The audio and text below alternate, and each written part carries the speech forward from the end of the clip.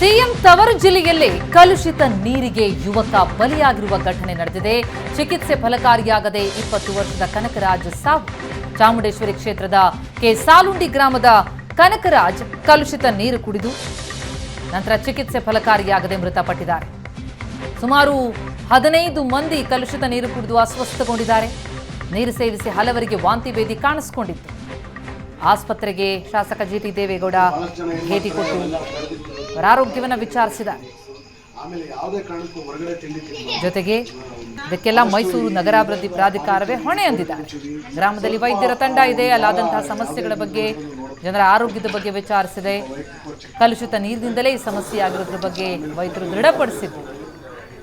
ಚಾಮುಂಡೇಶ್ವರಿ ಕ್ಷೇತ್ರದ ಸಾಲುಂಡಿ ಗ್ರಾಮದ ಕನಕರಾಜ್ ಕಲುಷಿತ ನೀರಿಗೆ ಬಲಿಯಾಗಿಬಿಟ್ಟಿದ್ದಾರೆ. ಚರಂಡಿ ವ್ಯವಸ್ಥೆ ಸರಿಯಿಲ್ಲ, 3 ವರ್ಷಗಳಿಂದ ಕಾಮಗಾರಿಯನ್ನು ಮುಗಿಸಿಲ್ಲ. ಸಿಎಂ ಸಿದ್ದರಾಮಯ್ಯನವರ ತವರು ಜಿಲ್ಲೆಯಲ್ಲಿ ಕಾಲರ ಭೀತಿಯ ನಡುವೆ ಈಗ ವಾಂತಿ ಭೇದಿಗೆ ಯುವಕನೋರ್ವ ಬಲಿಯಾಗಿರ್ತಕ್ಕಂಥದ್ದು. ಚಾಮುಂಡೇಶ್ವರಿ ವಿಧಾನಸಭಾ ಕ್ಷೇತ್ರ ವ್ಯಾಪ್ತಿಯ ಸಾಲುಂಡಿ ಗ್ರಾಮದ ಕನಕರಾಜು, 22 ವರ್ಷದ ಕನಕರಾಜು ಈಗ ವಾಂತಿ ಭೇದಿಗೆ ಬಲಿಯಾಗಿದ್ದಾರೆ. ಗ್ರಾಮದಲ್ಲಿ 50ಕ್ಕೂ ಹೆಚ್ಚು ಜನರಿಗೆ ಈಗ ವಾಂತಿ ಭೇದಿ ಕಾಣಿಸ್ಕೊಂಡಿರ್ತಕ್ಕಂಥದ್ದು. ಜಿಲ್ಲಾ ಆರೋಗ್ಯ ಮತ್ತು ಕುಟುಂಬ ಕಲ್ಯಾಣ ಇಲಾಖೆಯ ನಿರ್ದೇಶಕರು ನಮ್ಮ ಜೊತೆಗಿದ್ದಾರೆ, ಮಾತಾಡ್ಸೋಣ. ಸರ್, ಏನಾಗಿದೆ ಸರ್ ಅಲ್ಲಿ? ನಮಸ್ತೆ. ನಿನ್ನೆ ಮಧ್ಯಾಹ್ನದಿಂದನೂ ಸುಮಾರು ವಾಂತಿ ಭೇದಿಗೆ ಸಂಬಂಧಪಟ್ಟ ಹಾಗೆ ಪೇಷಂಟ್ಸು ರಿಪೋರ್ಟ್ ಆಗಿರ್ತಾರೆ. ಇಲ್ಲಿ ತನಕ ಸುಮಾರು 48 ಆ ಥರದ ಪ್ರಕರಣಗಳು ಕಾಣಿಸ್ಕೊಂಡಿರುತ್ತೆ. ಆ ಹಿನ್ನೆಲೆಯಲ್ಲಿ ನಾವು ಸಾಲುಂಡಿ ವ್ಯಾಪ್ತಿಯ ಸ್ಕೂಲಲ್ಲೇ ನಾವು ಇಮಿಡಿಯೇಟಾಗಿ ಮೆಷರ್ಸನ್ನು ತಗೊಂಡು ನಮ್ಮ ಹೆಲ್ತ್ ಅಫಿಷಿಯಲ್ಸ್ನ ನಾವು ಡಿಪ್ಲಾಯ್ ಮಾಡಿದ್ದೀನಿ.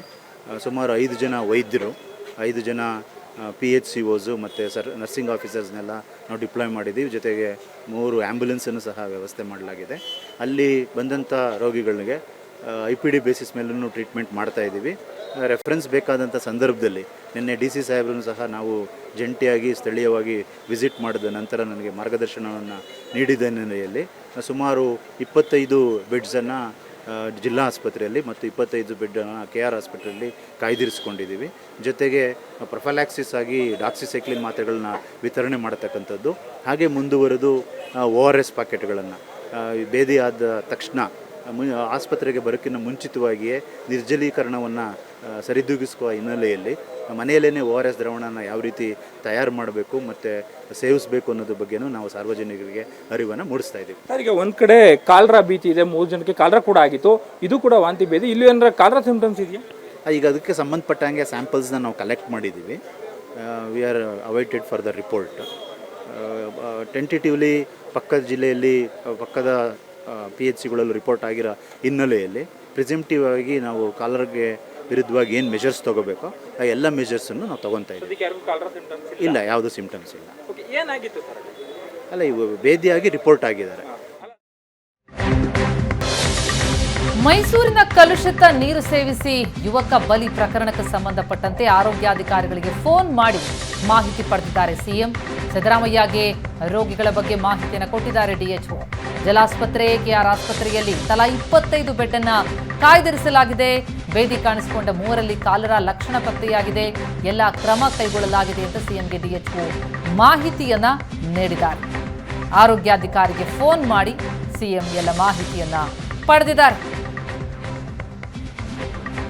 ಪ್ರಕರಣದ ಮಾಹಿತಿ ಪಡೆದರು ಸಿಎಂ.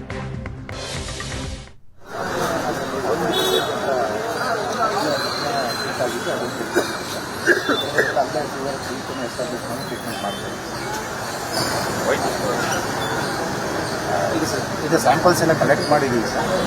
ರಿಪೋರ್ಟ್ಸ್ ಮೇಲೆ ಕಾನ್ಸಲ್ಟಿ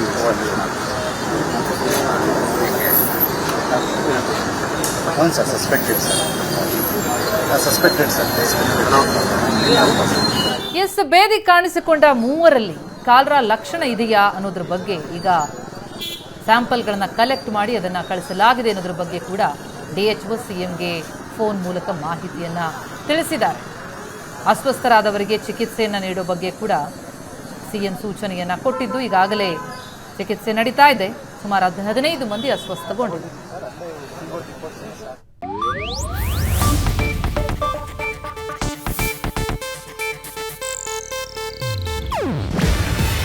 ಇದು ಏಷ್ಯಾನೆಟ್ ನ್ಯೂಸ್ ನೆಟ್ವರ್ಕ್ ಪ್ರಸ್ತುತಿ.